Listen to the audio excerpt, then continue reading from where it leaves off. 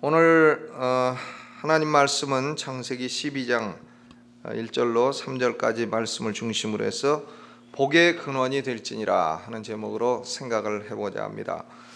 우리 사람들이 섞여 살면서 두 종류의 인간이 존재하는 것을 보게 됩니다. 하나는 다른 사람에게 축복을 주는 사람입니다. 또 다른 하나는 그 사람의 존재로 말미암아 다른 사람에게 재앙과 화를 주는 사람입니다. 여러분이 얼마 전에 뉴스에서도 보셨듯이 대구에 한 정신병자 있었습니다. 이 정신병자가 그만 휘발유를 병에 담아가지고 지하철에 타서 거기에 불을 지르는 바람에 몇 명이나 죽었습니까? 400명인가 500명인가 잘 모르지만 하여간 수백 명의 무고한 목숨이 죽었습니다. 그 정신병자 하나로 말미암아 얼마나 많은 사람에게 재앙이 임했습니까? 그 사람의 존재는 다른 사람에게는 재앙의 원인이 됩니다. 축복의 원인이 되지를 않습니다.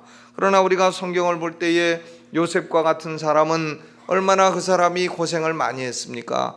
때로는 보디발의 노예도 되고 또 억울한 누명을 뒤집어 쓰고 감옥에도 들어가고, 그러나 어디에 가든지 요셉은 그곳에 그 요셉의 연고로 인해서 보디발의 집도 축복을 받게 되고 감옥에 있는 사람들도 축복을 받게 되고, 요셉 때문에 요셉의 주위의 사람들은 다 복을 받은 것을 볼 수가 있습니다. 우리는 이 세상 살아가면서 예수 그리스도를 믿고 하나님의 자녀로서 어디에 가든지 다른 사람에게 복을 주는 사람이 되어야 할 줄로 믿습니다. 우리의 존재로 말미암아 교회에서도 복이 되고 가정에서도 복이 되고 직장에서도 복이 되고 사회에서도 복이 되고 국가에서도 저 사람으로 말미암아 복이 된다, 이래야지 저 사람 때문에 사회도 어렵고 교회도 어렵고 직장도 어렵고 이렇게 된다면 우리가 하나님의 자녀로서 바르게 사는 것이 아닌 줄로 압니다.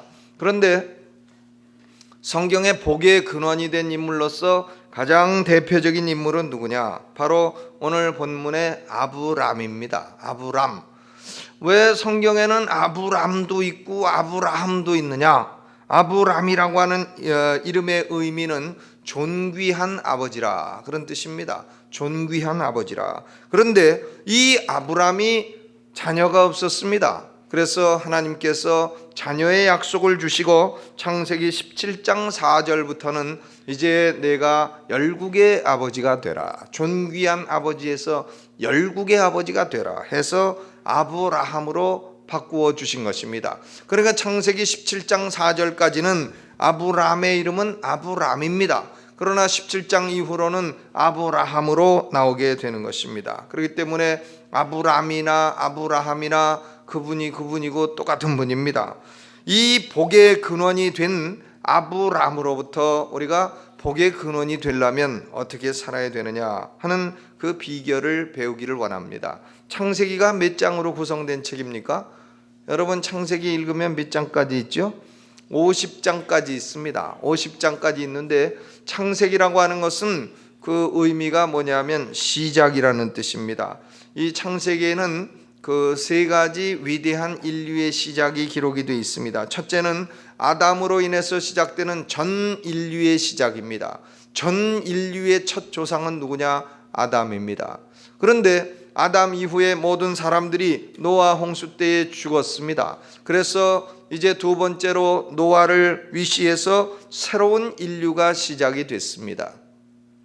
그런데 이 창세기 12장부터는 이제 아브람으로부터 시작을 해서 하나님의 택한 백성이 기원이 되는 것입니다. 그렇기 때문에 창세기는 50장으로 구성된 책인데 이 50장 가운데 이제 인류의 시작과 노아로 인한 새로운 인류의 시작, 이 두 가지 사건의 앞에 11장 11장이 기록이 되어 있는 것이고, 아브람으로 인한 이 새로운 택한 백성의 시작이 나머지 39장을 차지하고 있는 것입니다. 시간적으로 볼 때에는 2000년의 세월이 11장을 차지하고 있고 아브람 이후로 그 후손 3대 이르기까지 400년의 세월이 39장을 차지하고 있는 것입니다. 그렇기 때문에 하나님은 이 아브람으로부터 시작되는 창세기 12장 이후의 사건을 대단히 중요하게 생각하고 계시다 하는 것을 알 수가 있습니다.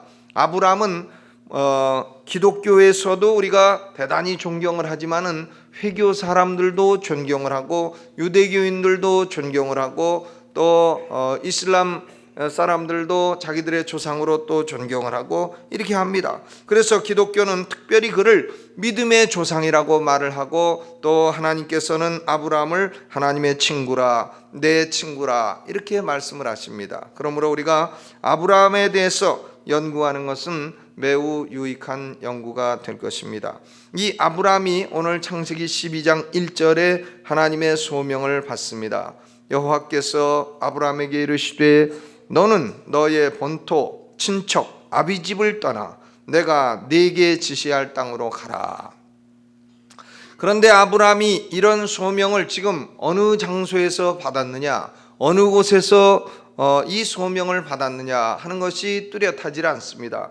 이것이 하란에서 받은 것인가, 갈대아 우르에서 받은 것인가, 어디에서 받은 것인가 뚜렷지를 않습니다만은 사도행전 7장 2절로부터 3절까지 보면 스데반이 이에 관해서 대답을 주고 있습니다. 스데반이 가로되 여러분 부형들이여 우리 조상 아브라함이 하란에 있기 전 메소포타미아에 있을 때에 영광의 하나님이 그에게 보여 가라사대 내 고향과 친척을 떠나 내가 네게 보일 땅으로 가라 하시니 그랬다고 했습니다. 그러므로 창세기 12장 1절에 이 소명을 받은 장소는 어디냐? 그것은 메소포타미아 갈대아 우루 지방인 것입니다. 갈대아 우루에 있을 때에 하나님께서 아브라함에게 나타나셨습니다. 아브라함의 아버지의 이름은 누구냐면 데라입니다. 데라. 아브라함의 아버지 데라는 창세기 11장의 족보를 쭉 제가 한번 세봤어요. 데라의 선조는 누구냐? 노아의 아들 가운데 장남인 셈입니다. 영권을 부여받고 여호와를 섬기는 종교가 너로부터 나올 것이다 이렇게 축복을 받은 셈으로부터 쭉 8대를 내려오게 되면 아브라함의 아버지인 데라에 이르게 됩니다. 아버지 이름이 누구라고요? 데라. 어딜 대는지는 몰라도 하여간 데라. 그 아버지 데라가 갈대아 우르에 있을 때에 하나님을 섬겼느냐 우상을 섬겼느냐 이 문제가 대단히 중요합니다. 여호수아서 24장 2절로 보면 여호수아가 이스라엘 백성들에게 이렇게 말했습니다. 이스라엘 하나님 여호와의 말씀에 옛적에 너희 조상들 곧 아브라함의 아비 나홀의 아비 데라가 강 저편에 거하여 다른 신들을 섬겼으나 그랬습니다. 데라가 강 저편에 갈대아 우르에 있을 때에 메소포타미아에 있을 때에 그때 하나님을 섬겼느냐? 아닙니다. 우상을 섬겼습니다. 데라는 우상 숭배자였습니다. 아브라함의 가정은 우상 숭배의 가정이었습니다. 한번 생각을 해보세요. 불과 8대 조상 그 앞에 하나님의 말씀에 불순종해서 인류가 홍수로 멸절을 했고 하나님이 축복을 주셔서 노아의 후손 가운데 이제 인구가 늘어나는데 불과 8대에 이르러서 사람들은 완전히 우상 숭배에 빠지고 말았다는 것입니다. 하나님을 다 잊어버렸습니다. 하나님의 심판이 얼마나 엄중하고 무서운 것이며 하나님의 말씀은 그대로 이루어진다 하는 것을 수없이 듣고 또 들었을 텐데 그만 7, 8대에 이르지 못해서 우상 숭배의 죄에 신속히 빠져들고 있는 것입니다. 우리들 보세요. 우리는 하나님을 잘 믿는다 해도 우리 자녀들 하나 예수 믿게 인도하기가 얼마나 어렵습니까? 이 세대를 따라서 제 멋대로 삽니다. 몽둥이로 두들겨 패도 안 되고 어떤 사람은 그렇게 하지 않습니까? 정말 연탄 집게를 불에 담궈서 그래서 뻘겋게 해가지고 교회 갈래 안 갈래 이걸로 찔릴래 교회 갈래 그래도 안 간다는 거예요. 그러니 우리가 1세대만 지나도 우리의 신앙을 전수하기가 얼마나 어렵습니까? 인류의 죄악이 이처럼 큰 것입니다. 아담 시대에 하나님을 배반한 원죄가 이렇게 큰 것입니다. 아브라함도 우상숭배자의 아들로서 우상숭배 이상의 것을 배울 도리가 없는 사람입니다. 저는 가끔 버마나 저 인도나 이런 데 어린아이들이 아주 어린아이들이 머리 깎고 그리고 우상 앞에서 절하는 모습을 보게 됩니다. 그러면 가슴이 저려옵니다. 아이고, 저 어린 것들이 뭘 알아서 저 우상 밑에 저렇게 절을 하고 있는가. 그저 아버지한테 배운 것이라고는 우상 숭배밖에 없으니 그러니 저것밖에 할 것이 없지 않겠는가, 이렇게 생각을 합니다. 그런데 이 우상 숭배의 분위기 속에 있던 갈대아 우르의 아브라함에게 하나님이 나타나셨습니다. 하나님이 아브라함에게 계시하신 것입니다. 그를 선택하시고 아브라함을 통해서 큰 민족을 이루려고 하는 하나님의 위대한 섭리가 시작이 된 것입니다. 이것은 아브라함이 뭘 하나도 잘해서 그렇게 된 것이 아닙니다. 아브라함이 우상 숭배를 안 하고 하나님 어디 계십니까? 하나님을 먼저 찾았기 때문도 아닌 것입니다. 이것은 순수하게 하나님의 주권적인 은혜인 것입니다. 아멘. 우리가 예수 믿고 구원받은 것은 우리가 지혜롭기 때문이 아닙니다. 똑똑하기 때문도 아닙니다. 우리가 판단력이 좋기 때문도 아닙니다. 우리가 예수를 알고 하나님을 알고 2000년 전에 저 유대 땅에서 죽은 33살의 청년 예수가 하나님의 아들이시며 내 죄값을 갚아주신 나의 구주시라, 이것이 어떻게 믿어집니까? 그것이 믿어집니까? 그것이 합리적인 얘기입니까? 아닙니다. 그럼에도 불구하고 내가 그것이 믿어집니다. 예수로 말미암아 그 피로 내 죄를 씻음받고 내 영혼 속에 평안을 갖게 됩니다. 그것은 하나님의 주권적인 은혜라는 사실을 먼저 깨달으시기를 주의 이름으로 축원합니다. 아브라함에게는 이 축복과 소명을 받을 어떤 조건이나 선행이나 자격이 있지를 않는 것입니다. 아무런 조건도 없습니다. 하나님이 축복해 주셔야 될 아무런 의무도 없는 것입니다. 아브라함이 아버지 데란을 따라서 그대로 우상 숭배하다가 멸망받아서 지옥에 가도 그것은 아브라함의 책임이에요. 하나님께는 조금도 책임이 있지를 않습니다. 그러나 하나님은 아브라함을 긍휼히 여기시고 아브라함을 택하시고 아브라함에게 은혜를 주시고 아브라함에게 나타나시고 아브라함에게 너는 여기 있지 말고 이제 본토 친척 아비집을 떠나 내가 네게 지시할 땅으로 가라고 말씀하신 것입니다. 그러므로 우리가 먼저 축복의 통로가 되려면 어떤 사람이 되어야 합니까? 이 하나님의 은혜를 받은 사람이 되어야 할 줄로 믿습니다. 하나님의 은혜는 고귀한 것입니다. 우리가 노력해서 받을 수 있는 것이 아닙니다. 하나님의 은혜는 하나님이 주권적으로 주시는 것이, 주실 사람에게 주시고 하나님이 주시기 싫으면 안 주시는 것이에요. 그것이 하나님의 주권적인 은혜입니다. 우리는 오늘 이 자리에 와서 예배하고 있는 것은 우연한 일이 아닙니다. 하나님이 영원한 때 전부터 우리에게 은혜를 주셨기 때문에 지금 이 자리에 와서 우리가 예배하고 있는 것임을 깨달아서 내게 무슨 연고로 이 큰 은혜를 주셨는가, 이것을 생각하고 하나님의 은혜에 깊이 감사하시기를 주의 이름으로 축원합니다. 우리에게 0.0001%라도 구원받을 공로가 있는 것이 아닙니다. 0.000001%라도 내게 구원받을 어떤 조건이 있는 것이 아니라 그 말이에요. 왜 사람들이 예수 믿고도 교만죄에 빠지느냐? 그것은 자기가 구원받을 만한 자격이 있다고 생각하기 때문이에요. 내가 그래도 이만하니까 하나님이 날 구원하셨지, 이만하지 않으면 왜 구원하셨겠느냐? 나를 그래도 하나님이 써잡수실 무슨 요인이 있으니까 날 구원하셨지 그냥 괜히 구원하셨겠느냐? 그러므로 하나님께서 나를 써잡수시려고 구원하셨으니 주여 나도 그래도 쓸모가 있으므로 구원받은 거 아니겠습니까? 이렇게 생각하면 그곳에서 우리 인간의 모든 교만이 싹트게 되는 것입니다. 신학적인 교만은 바로 거기서 출발하는 것입니다. 우리는 구원받고 내가 지금 복의 통로가 됐다 하는 것은 오로지 100% 하나님의 은혜라는 사실을 먼저 기억해야 될 것입니다. 그런데 은혜로 하나님께서 아브라함을 불러내시지만 아브라함은 처음부터 완전히 순종한 것이 아닙니다. 하나님께서 아브라함에게 몇 가지 명령을 주셨습니까? 세 가지 명령을 주셨어요. 첫째는 본토를 떠나라. 본토가 어디냐 하면 갈대아 우르입니다. 거길 떠나라. 거기는 우상숭배의 본거지니 거기는 떠나라. 둘째는 친척과 아비집을 떠나라. 친척 아비집을 떠나라. 내 아비 데라도 우상숭배자고 내 친척도 다 우상숭배자니 그러므로 친척 아비집을 떠나라. 그리고 세 번째는 내가 네게 가르쳐주는 땅으로 가라 말이에요. 지시하는 땅으로 가라. 이 세 가지 명령을 하나님이 주셨습니다. 그런데 아브라함은 이 세 가지 명령에 다 순종했습니까? 처음부터 아브라함이 순종적인 사람이었습니까? 아닙니다. 아브라함은 이 세 가지 명령 가운데 하나는 순종했습니다.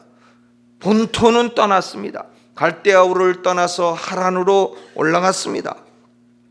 그러나 친척 아비집은 떠나지 않았습니다. 아브라함이 자기 아버지 데라와 함께 갔고 자기 조카 롯도 함께 갔습니다. 아버지도 떼놓고 가야 되고 롯도 떼놓고 가야 되고 아브라함 혼자 가야 되는 것인데 아브라함은 그래도 아이고 먼 땅을 어떻게 혼자 갑니까? 아버지도 같이 가시죠. 조카야 너도 같이 가자. 이렇게 해서 아버지 그리고 조카와 함께 하란으로 떠나게 된 것입니다. 그리고 내가 네게 지시할 땅으로 가라 말씀하셨는데 가나안 땅으로 완전히 가지 못하고 중간에 하란에 머무르게 된 것입니다. 그러므로 아브라함은 3분의 1만 순종하고 3분의 2는 완전 불순종은 아닐지라도 반순종밖에는 안 했다 그 말입니다.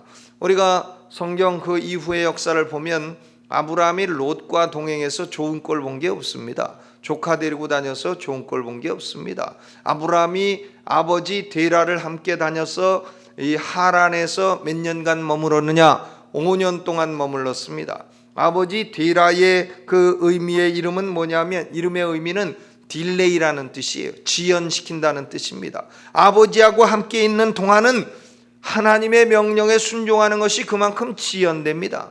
그래서 아브라함이 갈대아 우르를 나올 때 나이가 70세였는데 하란에서 5년의 세월을 허송세월을 하고 75세가 되어서야 비로소 하란에서 가나안 땅으로 나오게 된 것입니다. 그렇기 때문에 우리가 하나님의 명령에 불순종하는 혹은 반순종하는 그만큼의 세월은 허송세월입니다.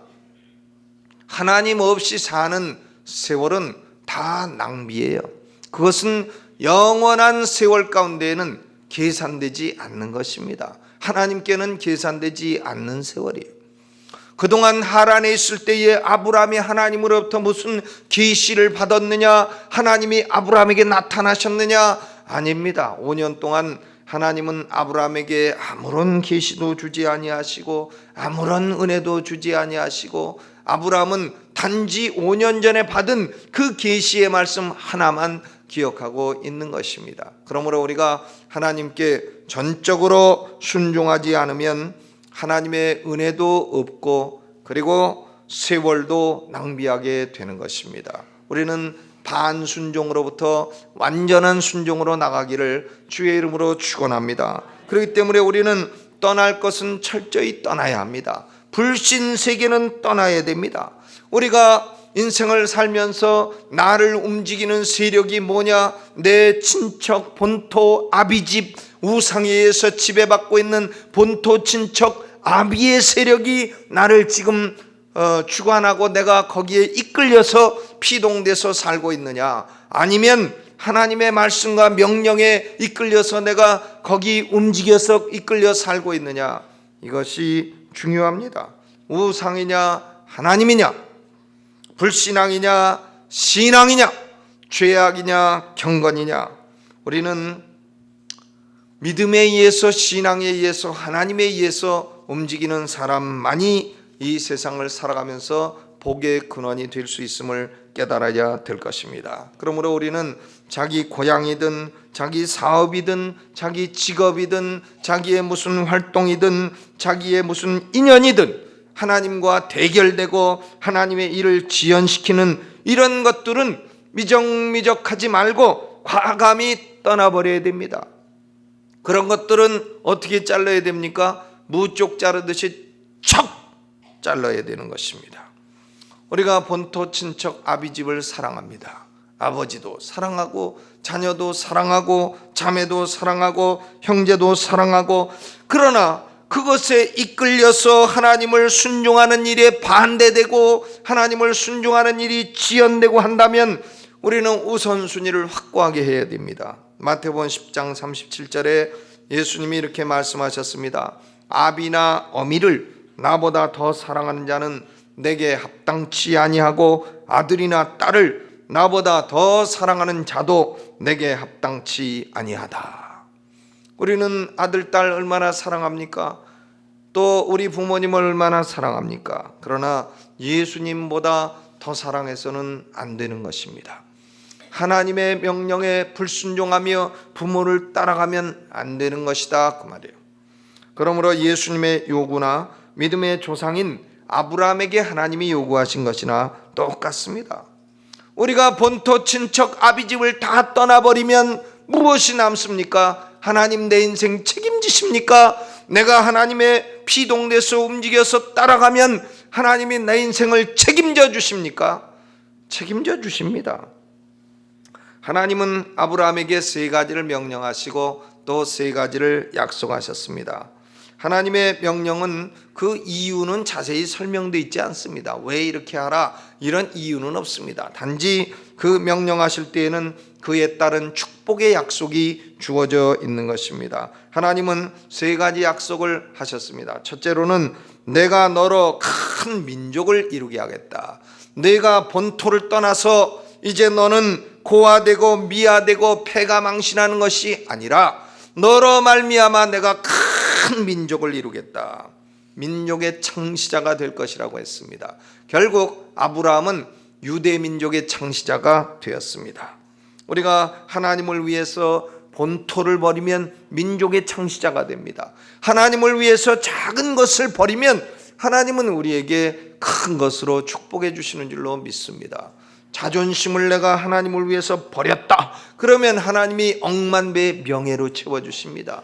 내가 작은 물질을 하나님을 위해서 버렸다 하면은 영원히 썩지 아니하고 썩지 않고 동록이 해하지 아니하는 하늘의 영원한 보화로 하나님이 갚으신다고 말씀하신 것입니다. 그래서 첫째 축복이 뭡니까? 내가 너로 큰 민족을 이루게 하겠다. 둘째는 뭡니까? 내가 네게 복을 내릴 것이다. I will bless you. 내가 네게 복을 내릴 것이다. 하나님의 복의 약속은 아브라함이 친척과 노는 재미를 포기할 때에 하나님이 복 주시는 재미가 임한다 그랬습니다.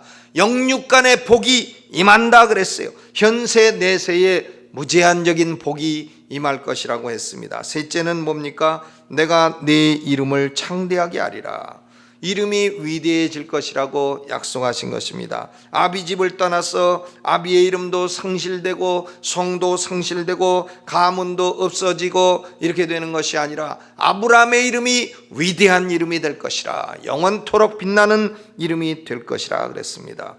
하나님은 아브라함이 순종을 하면 그 위대한 약속과 축복의 언약을 주신 것입니다. 이것은 왜 주셨느냐? 아브라함 한 사람을 편애하기 위해서 주신 것이냐? 그것이 아닙니다. 아브라함이 복의 근원이 되고 아브라함이 복의 기준이 되어 결국은 아브라함을 통해서 세계 열방을 축복하시기 위한 것입니다. 거기 뭐라 그랬습니까? 3절에 보니까 2절 후반에 너는 복의 근원이 될지라. 너를 축복하는 자에게는 내가 복을 내리고 너를 저주하는 자에게는 내가 저주할 것이라. 우리 하나님의 백성들은 우리를 축복하는 사람은 하나님이 축복하십니다. 그러나 우리를 저주하는 사람은 하나님이 저주하십니다. 그러니까 우리가 복의 기준이 되는 상황이 된 것이에요. 얼마나 복스럽습니까? 아멘. 우리가 복의 근원이 되는 것입니다. 우리를 통해서 하나님은 복을 나눠주시는 것이에요. 우리가 복음의 말씀을 증거할 때에, 우리가 사람들을 위해서 기도할 때에, 우리가 그들에게 자비를 베풀 때에 하나님은 우리를 통해서 복을 나눠주시고 우리가 복의 근원이 되고 복의 기준이 되게 하신다고 약속하셨습니다. 아브라함을 통해서 하나님은 이스라엘 위대한 민족을 이루시고 구원의 말씀을 주시고 예수 그리스도 구원자를 보내셨습니다. 구약이 세계 선교를 지지하는 책이냐 아니냐 하는 것에 대해서 사람들이 질문을 합니다. 그러나 이것은 어리석은 질문입니다. 왜냐하면 아브라함의 부르심에는 세계 선교의 대계획이 이미 포함되어 있는 것입니다. 하나님은 아브라함에게 이런 이유를 설명할 필요도 없습니다. 구원의 위대한 계획을 창조 전부터 시작해서 영원한 때까지의 이 계획을 설명할 이유도 없고 설명해도 아브라함이 알아듣지도 못합니다.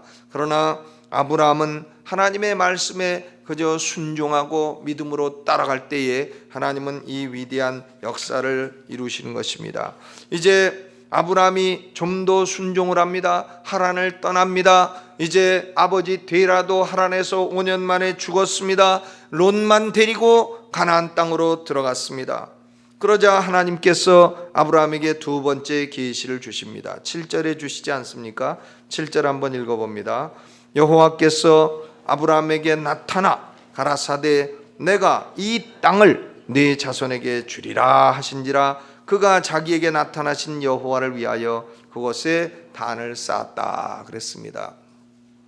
아브라함이 이제 갈대아 우르에서 하란으로 갔다 하란에서 5년의 세월을 낭비하고 하나님의 말씀에 더 순종치 위해서 가나안 땅으로 들어오니까 그때서야 비로소 하나님의 계시가 임합니다. 그리고 뭐라고 합니까? 내가 전에는 이 땅을 지시만 했지만 이제는 이 땅을 너와 네 자손에게 줄 것이라. 보여주기만 한 땅을 이제는 주겠다고 말씀하십니다. 계시가 좀 더 확고해지지 않습니까? 그래서 아브라함은 그 땅에서 여호와를 위해서 첫 번째 제단을 쌓았습니다. 그 땅의 이름이 세겜입니다. 세겜은 힘을 의미합니다. 그 땅에서 세겜 땅에서 하나님 앞에 단을 쌓고 영광을 돌렸습니다. 그런데 아브라함은 갈대아 우르에서 단을 쌓았다는 말이 없고 하란에서도 단을 쌓았다는 말씀이 없습니다. 오직 가나안 땅 세겜에 들어와서 처음으로 아브라함은 첫 번째 제단을 쌓게 된 것입니다. 이것은 하나님을 예배하는 것이고 하나님과 교제하는 것입니다. 우리가 복의 근원이 되려면 하나님께 예배하고 하나님과 교제하는 삶을 살아야 될 것입니다. 이제 결론을 맺습니다. 하나님의 모든 명령은 우리의 구원과 우리를 통한 사람들의 구원, 여기에 관련이 돼 있는 것입니다. 우리가 복의 근원이 되어야 우리를 통해서 하나님의 축복은 흘러나가게 되는 것입니다. 하나님의 은혜가 먼저 우리에게 선행되어야 하는데 하나님의 은혜라는 것은 우리가 달라고 해서 주시는 것도 아니고 또 하나님의 은혜가 있는지도 모르고 그런 것이 존재하는지도 알 수가 없고 은혜는 하나님 편에서 주시는 것입니다. 그렇기 때문에 우리 인간의 권한 밖의 일입니다. 그러므로 먼저 하나님께서 택함을 주셔서 은혜 받은 사람은 세 가지를 통해서 복의 근원이 되는 것입니다. 첫째는 불신 세상에 얽매이지 말아야 됩니다. 불신 세상이 어떻게 돌아가든지 간에 우리 부모 형제 친척이 불신앙을 따라 살지라도 우리는 불신앙에 피동돼서 움직여서는 안 됩니다. 오로지 하나님과 하나님의 영과 하나님의 진리의 말씀에 피동돼서 살아갈 때에 우리가 복의 근원이 될 수 있는 줄로 믿습니다. 사람은 무엇에 의해서 움직이며 사느냐, 그것이 중요하다는 것입니다. 두 번째는 말씀을 부분 순종하는 데서 완전 순종하는 대로 성장을 해야 됩니다. 부분 순종하면 하나님의 계시도 없고 그리고 우리의 인생도 낭비가 됩니다. 그러나 완전 순종으로 나아갈 때에 계시도 오고 그리고 하나님의 보여만 주시던 것이 현실적인 축복으로 나타나게 되고 이런 역사가 일어나게 되는 것입니다. 세 번째로는 하나님과 지속적인 교제와 단을 쌓는 예배의 생활이 계속돼야 되는 것입니다. 예배를 소홀히 하는 사람은 복의 근원이 될 수가 없습니다. 예배를 우습게 여기는 사람은 하나님께서 그 사람을 축복하지 않으십니다. 예배 시간에 와서 내가 그저 졸다 가고 이렇게 하고 예배를 소홀히 여기고 예배하는 자세도 안 좋고 예배할 때 다리 꼬고 앉아 있고 예배할 때 엉뚱한 생각하고 귓돈 생각이나 하고 적금 생각이나 하고 이렇게 한다면 그것은 예배를 우리가 소홀히 여기는 것입니다. 우리가 예배는 하나님께 드리는 것 아닙니까? 귀한 것입니다. 그러므로 복의 근원이 될 사람은 하나님께 비동돼서 움직이고 하나님께 부분 순종해서 완전 순종으로 나아가고 그리고 하나님께 드리는 예배를 귀히 여길 때에 우리는 아브라함처럼 우리를 통해서 하나님이 복을 나눠주시는 복의 근원이 될 줄로 믿습니다. 우리 모두가 복의 근원이 되시기를 예수님의 이름으로 축원합니다.